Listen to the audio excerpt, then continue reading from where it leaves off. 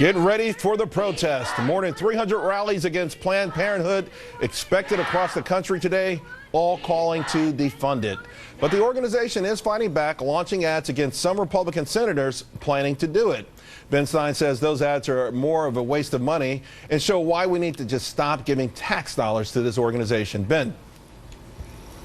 Well, there are an awful lot of Americans who believe that abortion is murder. It's insanely wrong to take tax money from people who believe that, and I'm one of them, and use it to support Planned Parenthood so they can then shift money to do abortion. Gary Kay, it is an outrage that taxpayer money would be used in such a controversial way. This is a large organization with a whole lot of very wealthy, supporters. I don't know why the taxpayers has to be put in this position.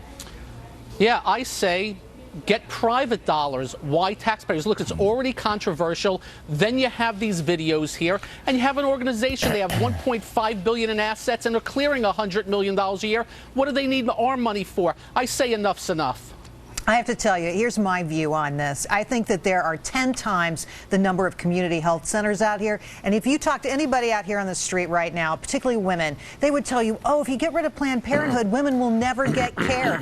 That's just not true. The numbers don't support Plenty that. Of places. I would just say this. As someone who's pro-choice, I am for defunding them for the simple reason is that they're a political arm of the Democratic Party. I mean, it's one thing if they were, giving out contraceptives and, they weren't as political, but they fund candidates that go against Republicans, and that's got to be a violation of providing care. That's the problem. No mammograms. I mean, where is the care for women? I'm not a tax expert. Well, that was the kind of stuff that was the reason the IRS went after supposedly some of those non-for-profit organizations. But doesn't this violate IRS codes? Hold on, Adam, and Adam, to Charlie's point, on Thursday, they actually went to Bobby Jindal's governor's mansion to protest at his home. Wow. So, I mean, this is not some organization that's being attacked and they can't fight back.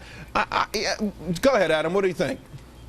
Well, this is a good example of misdirection and misusing language. This is not about defunding. Planned Parenthood performs medical procedures, and Medicaid pays for them. Now, if we want to have a conversation, should Medicaid stop paying for abortions at every health care institution that provides them? Let's have that conversation. How about health care institutions? By the way, how about health care institutions who are de facto arms of the Democratic Party?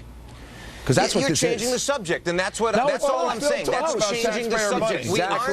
It's exactly the same subject. Planned Parenthood. We're not writing let me finish. We're not writing a check for Planned Parenthood. We are allowing them to take advantage of the Medicaid law. Right, and we are in essence funding an organization that is part and parcel of the Democratic Party, and that is unfair. 1 second. I mean, do you want to say who is, Charlie, do you want to say who is and is not eligible to provide a Medicaid procedure? Adam, should they have access to taxpayer money in their present form, Planned Parenthood?